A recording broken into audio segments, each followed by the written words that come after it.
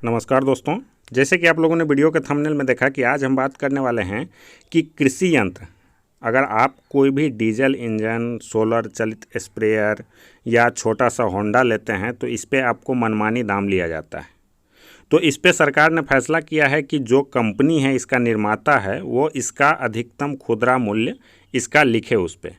तो यह न्यूज़ है, इन न्यूज़ पढ़ के आप लोग को सुनाता हूँ कि यह क्या है, यह इससे कैसे हम किसानों को फ़ायदा मिल सकता है।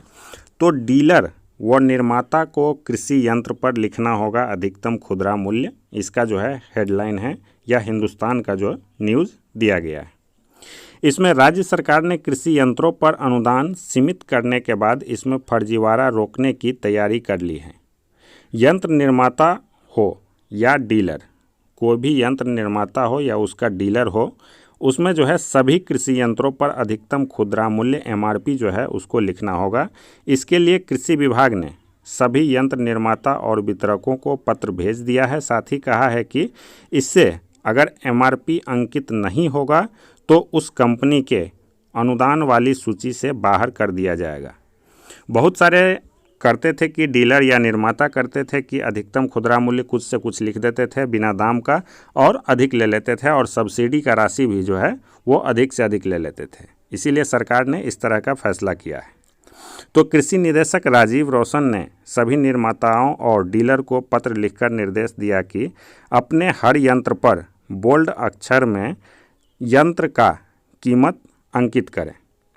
अक्षर साफ होना चाहिए ताकि किसान उसे पढ़ सकें। इसके अलावा उसकी जानकारी उन्हें जैम पोर्टल और OAFAAS पर भी देना होगा, यह वेबसाइट है।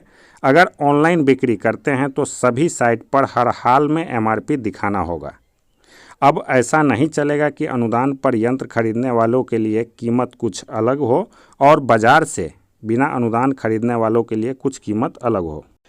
अगर आप सब्सिडी पे लेते हैं, बहुत सारे जो डीलर है वो करते थे क्या कि सब्सिडी वाले को बढ़ा के देते थे ताकि उसको सब्सिडी का लाभ नहीं मिल सके, और बाज़ार में जो है खुला उसका कीमत कुछ और रखते थे। इस पे जो है प्रतिबंध लगा दिया गया है। राज्य में यंत्र डीलरों को यह गोरख धंधा वर्षों से चल रही है। कोई किसान बाज़ार में यंत्र खरीदे या सरकार से अनुदान लेकर, दोनों को खर्चा लगभग बराबर पड़ता था। इस पूरे घाल मेल में जो है जिलों के बैठे कृषि अधिकारियों की मिली भगत भी होती थी। इसमें क्या करते थे, कोई भी अगर सब्सिडी किसी पे 50% मिल रहा है या कोई बाज़ार में ख़रीद रहा है तो उसको जो है दोनों को सेम कीमत चुकानी पड़ती थी। इसीलिए यह कदम उठाया गया है। अधिकारियों की मिली भगत इसमें होती थी। अगर ऐसा सवाल किसी ने उठाया तो उनके पास बहाना होता था कि सीधे खरीदने पर डीलर टैक्स की चोरी करते हैं और अनुदान के साथ सरकार के माध्यम से बिक्री करते हैं तो वह टैक्स की चोरी नहीं कर पाते हैं। इसी के कारण जो है आपका राशि बढ़ा दिया जाता था। तो इसी को रोकने के लिए नई व्यवस्था में डीलर या निर्माता कोई हो, वह न तो सरकार को चूना लगा पाएगी और न ही किसानों को, क्योंकि अधिकतम खुदरा मूल्य उस पर अंकित हो जाएगा। तो उसको सब्सिडी, कोई भी मान लीजिए सामान अगर 1500 का है तो उस पर सब्सिडी 50% मिल रही है तो 750 में देना होगा। अगर वही चीज़ अगर हम जाते हैं मार्केट में और डायरेक्टली ख़रीदते हैं तो वह हमको 750 या 800 ऐसे हमको मिल जाता है। तो फिर हमको सब्सिडी का तो फ़ायदा मिला ही नहीं। तो यंत्रों पर अनुदान 50% से अधिक नहीं होगा।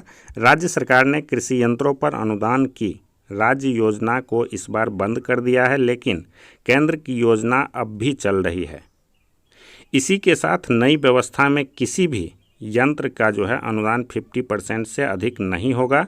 पराली प्रबंधन से जुड़े कुछ कृषि यंत्र है जिस पे कि 80% अनुदान दिया जा सकता है, लेकिन उसकी भी अनुमानित विभाग से लेनी होगी। इससे पहले कोई यंत्र जो है सरकार 90% तक अनुदान देती थी, लिहाजा सरकार के अनुदान कम करने के बाद भी किसानों को अब घाटा नहीं होगा।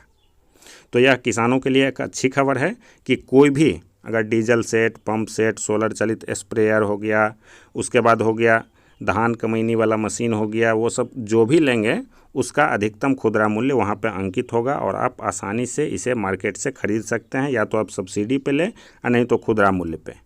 आपको जो है दोनों का फ़ायदा मिलेगा। सब्सिडी पे है तो सब्सिडी का फ़ायदा मिलेगा और खुदरा पे है तो खुदरा मूल्य का फ़ायदा मिलेगा। Thank you. वीडियो अच्छा लगे तो लाइक शेयर सब्सक्राइब ज़रूर करें।